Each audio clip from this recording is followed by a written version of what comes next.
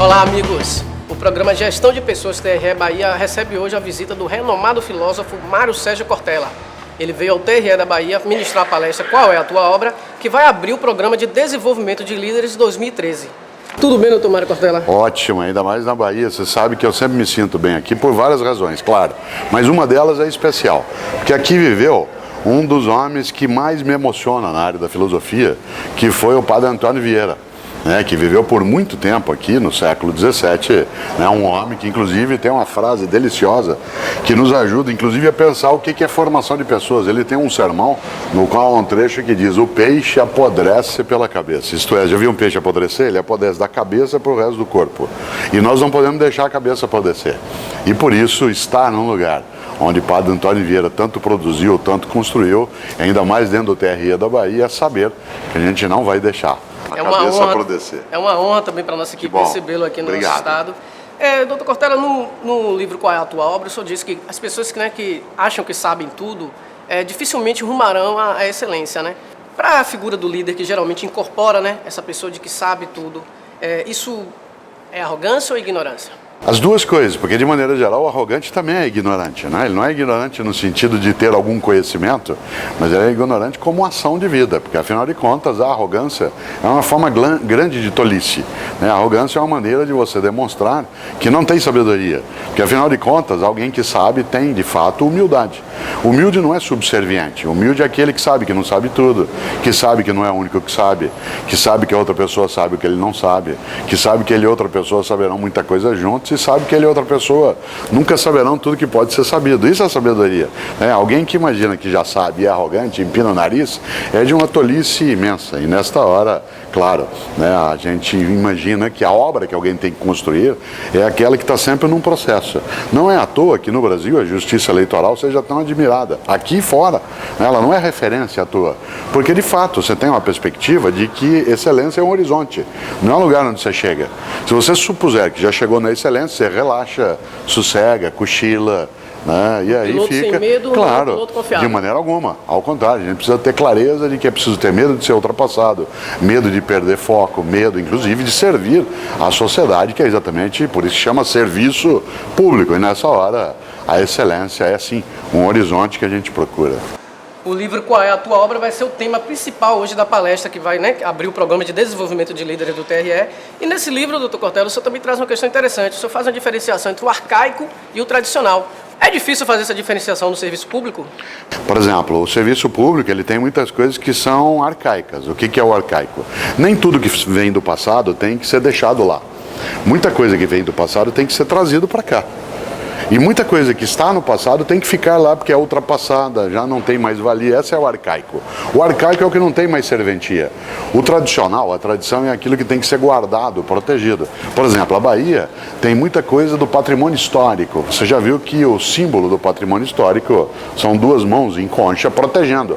Porque aquilo que vem do passado e tem que ser cuidado, aquilo que é antigo, mas não é velho, ele tem que ser protegido. Aquilo que é arcaico, que não serve mais, tem que ser deixado para trás. E o serviço público tem sim algumas coisas que tem que ficar há décadas para trás e outras têm que ser trazidas de lá. A atenção ao cidadão, o empenho de muito do servidor público que quer fazer daquela atividade algo que sirva de fato à população, a decência de muita gente nessa área. E outras coisas são ultrapassadas, alguns métodos de gerenciamento, alguns modos de imobilidade, uma certa lentidão que não se deve ao fato de ser serviço público, mas ao fato de não se ter estruturas de liderança que às vezes fazem crescer. Por isso, sem dúvida, a gente olha o passado como uma referência, que tem coisas que a gente leva adiante e outras lá a gente deixa. O senhor foi secretário de Educação do município de São Paulo em 91, 92, sucedeu aí o imortal Paulo Freire, que é uma referência para os estudos de educação em todo o Brasil, no mundo, enfim. Como o senhor avalia hoje o investimento de dinheiro mesmo, de verbas públicas no serviço público na área de educação? Se investe mais em ignorância ou em educação? Veja, de uma certa maneira, em ignorância não precisa investir, basta não investir e aí ela já vem à tona. Agora, o Brasil melhorou demais a educação nos últimos 20 anos. Nos últimos 20 anos, nos 2 governos do Fernando Henrique Cardoso, nos 2 do Lula e nessa metade do mandato da presidente Dilma, nós tivemos um avanço significativo, porque nós saímos da indigência educacional para um patamar muito superior ao que já tínhamos. Só que nós estamos longe ainda daquilo que é necessário. Por um país que tinha sua educação pública na UTI, nós saímos da UTI nos últimos 20 anos e passamos para a enfermaria, mas ainda não temos alta. Talvez até 2022, quando a gente lembrará os nossos 200 anos da independência formal, que a gente seja capaz, de fato, de imaginar que aí sim a gente não está mais tão marcado por essa dificuldade e indigência. Por isso, a educação pública no Brasil, a gente não tem que ter nenhuma visão triunfalista, que acha que nós já resolvemos as coisas, porque isso é tolo, e nenhuma visão catastrofista, que é aquela que acha que nós não fizemos nada, que nós estamos longe da solução. Não, nós estamos, eu gosto muito de usar essa ideia, na educação pública nós estamos apenas no fim do começo, não estamos no começo do fim ainda. No livro Qual é a Tua Obra, o senhor traz um capítulo chamado Cafezinho com Açúcar, Adoçante e Propósito, em que o senhor traz uma questão interessante, que como é importante as pessoas que não estão envolvidas na atividade fim participarem também dos resultados. Explica um pouco para a gente sobre isso. Quando eu fui governo, eu participei de um governo que foi eleito. Então, portanto, aqueles e aquelas que foram para as atividades de gestão, num mandato popular, isso significa que você já tinha uma razão para fazer aquilo. Isto é, tinha um projeto político. Mas o servidor de carreira no dia a dia, ele está habituado a lidar com governos que se sucedem, ele nem sempre ele se envolve tanto, porque ele sabe que é até uma questão de sobrevivência face a alguns movimentos que a política carrega. Por isso, quando se percebia que aqueles que não eram do grupo político que houvera vencido a eleição não tinham tamanho envolvimento, talvez porque eles não enxergassem a obra. A senhora que fazia cafezinho todos os dias no gabinete secretário, eventualmente achava só que ela fazia cafezinho. O rapaz que tirava cópia dos documentos, talvez achasse só que tirava cópia. E um dia, não tinha visão da obra. Um dia eu decidi que a cada visita à escola, cheia de criança, família, merenda, música, dança, que eu ia levar, em vez de levar o meu assessor, que já sabia das coisas, eu ia levar alguém do gabinete que não era do staff de direção. A senhora do café, o menino da contabilidade, o office boy, o outro motorista que não serviu o secretário. O que você sentiu de experiência nova? Foi um momento mágico para as pessoas, que primeiro que tem a liturgia do cargo, quer dizer, andar no carro do secretário, no banco de trás, privando um pouco da conversa, ter batedor, porque em São Paulo a polícia militar faz a escolta, etc, etc. Já tem um certo espetáculo que é gostoso, de partilhar com as pessoas. Em segundo lugar, ao entrar numa escola, a senhora que fazia café, quando viu crianças cantando, a escola mais arrumada, a família envolvida no processo, ela notou uma coisa, que o trabalho dela na Secretaria de Educação não era fazer café, era fazer educação escolar. E o jeito dela fazer educação escolar no serviço público era fazendo café. Mas o trabalho dela não era fazer café, e não era fazer café como ela fizesse em qualquer lugar, como se ela trabalhasse num bar na esquina, como se fosse dentro de casa minha, etc. Era outra coisa. E, portanto, era mostrar para ela a importância do trabalho obra, dela. Que ela visse a razão da existência dela e da falta que ela faria se ela não fizesse o que fazia. Interessante, Cortella. Tem uma outra questão também hoje que é assim indiscutível. A gente vive de uma forma generalizada uma crise de valores na nossa sociedade. Como o senhor avalia essa questão da crise de valores hoje no serviço público? Como isso pode influenciar, por exemplo, numa liderança pautada pela ética?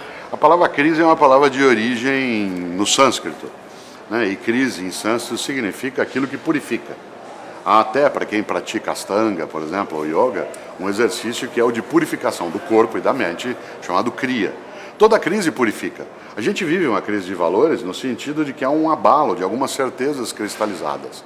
Alguns desses valores estão sendo substituídos por outros melhores. Por exemplo, a recusa à violência doméstica, a não aceitação de que uma criança possa ser espancada, ou a ideia de que, por exemplo, no campo da eleição, vale qualquer coisa. Esses eram valores que já existiram, aceitos na sociedade, que se diz assim, política é assim. Esse é um valor que deixou de existir, ainda bem. Há outros que já existiram e que foram um pouco esquecidos, daí eles estão em crise. O respeito mútuo, a gratidão na convivência, a possibilidade de uma amorosidade maior no trato com as pessoas que conosco estão. Então, essa crise, ela faz um balanço que eu não tenho dúvida que se a gente souber dar a direção mais correta e com bastante gente querendo isso, que a gente vai para um lugar melhor do que a gente está hoje. no Brasil a gente tem um histórico negativo, aí, sobretudo na área política, né, que dificulta também, né, a assimilação de valores como esse, né, que o senhor tem passado aí para mim. Bom, nós temos um país que vai fazer 513 anos, no dia 22 de abril de 2013, 513 anos, mas que não tem 30 anos ainda de democracia completa. Isto é, não chega, olha só, num país de 513 anos, nós não temos ainda 8% do nosso tempo histórico como sendo a construção democrática de uma sociedade. Por isso, embora não queira aqui, né, fingir que as coisas estão bem, mas a nossa democracia mais sólida, com imprensa livre, com participação dos poderes, com a transmissão pela televisão ao vivo de sessões dos nossos tribunais superiores, só 3 países no mundo fazem isso. Nós somos o único que ainda mantém, por exemplo, né, há muito tempo, desde o início, o jovem com mais de 16 anos podendo participar do voto. Embora nós não sejamos o único, nós somos aquele que mais manteve esta lógica. Portanto, nós estamos sim numa possibilidade que é não repousar, mas também não temos que arrancar os cabelos. Mário Cortella, é uma honra receber no nosso estado, receber para abrir esse programa de desenvolvimento de líderes do TRE. E é assim hoje que o programa Gestão de Pessoas TRE Bahia encerra a sua edição. Acompanhe a nossa programação pelas redes sociais.